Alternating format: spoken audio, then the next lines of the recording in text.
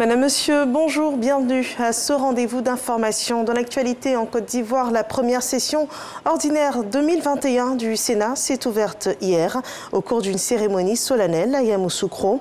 Les travaux présidés par le président de l'institution, Jeannot Ahoussou-Kouadio, étaient axés sur le plan d'action et les défis à relever. Cette session de la deuxième chambre du Parlement ivoirien fut aussi l'occasion pour le président de l'institution de lancer un appel à l'union et la cohésion des peuples en Côte d'Ivoire. À Boisseau, un projet régional de protection des enfants vulnérables est lancé par les responsables des villages SOS du Bénin, du Togo et de la Côte d'Ivoire. Cette action devrait être une réponse au phénomène d'enfants victimes de violences de tout genre, des enfants orphelins suite aux conflits sociopolitiques. Dans la ville de San Pedro, 3 nouvelles grues de dernière génération viennent d'être mises en service au port autonome. Ces engins participent au renforcement des capacités opérationnelles de ce port. Les opérateurs pourront donc traiter et manipuler les navires avec aisance et célérité, nous dit Sam Conan. 3 nouvelles grues mobiles de dernière génération réceptionnées au port autonome de San Pedro. Un port qui voit ainsi sa capacité opérationnelle renforcée. Nous sommes arrivés quasiment à un niveau de saturation du port actuel. Aujourd'hui, vous voyez, nous sommes autour de 5 millions de tonnes.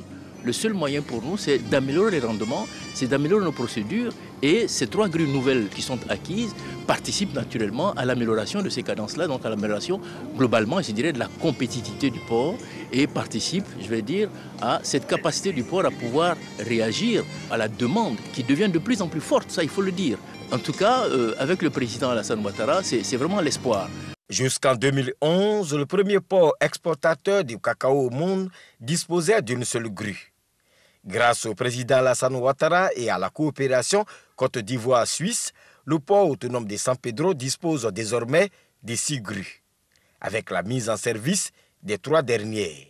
L'entreprise MSC devrait procéder aux travaux d'extension du port de San Pedro selon reconduction du contrat de concession.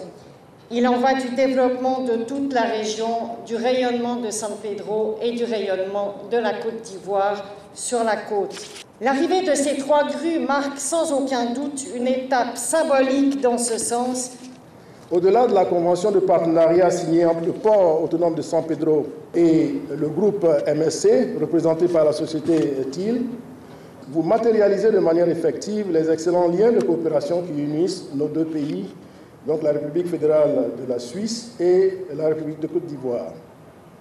Monsieur le ministre des Transports et à travers lui tout le gouvernement ivoirien note avec satisfaction l'acquisition de ces grues mobiles et ces engins roulants de dernière génération qui permettront à coup sûr d'améliorer la productivité à quai dans le cadre des services aux navires. Inauguré en décembre 1972 par feu Félix Houphouët-Boigny, le port autonome de San Pedro a gagné en performance. Les travaux de modernisation annoncés par le chef de l'État ont démarré, avec le premier maillon qui est le terminal industriel polyvalent, d'un coût global de 122 milliards de francs CFA. L'actualité hors de chez nous, au Bénin, le président Patrice Talon remporte l'élection présidentielle. Il a été réélu dès le premier tour de la présidentielle avec 86,57% des voix.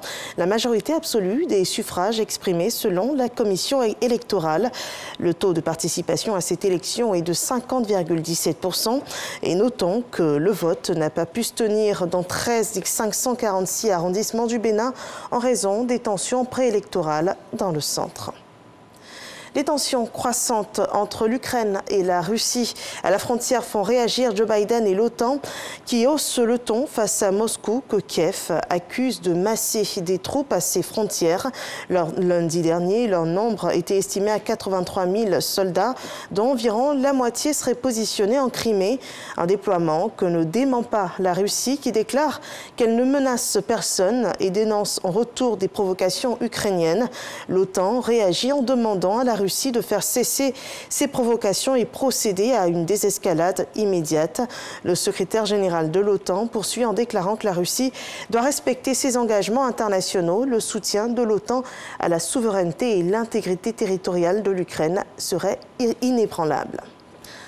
Sur le procès de Derek Chauvin aux États-Unis, il est entré dans sa 3e semaine après la comparution des 38 témoins de l'accusation contre l'ex-policier accusé du meurtre de George Floyd. Place aux témoins et experts de la défense hier, mardi 13 avril 2021.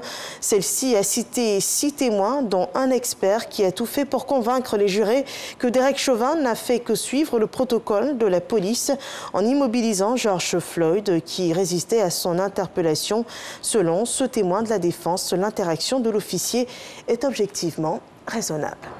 C'est la fin de ce flash. Merci de nous avoir suivis. Bonne suite des programmes sur RTI 1 et rendez-vous à 13h pour le journal de la rédaction.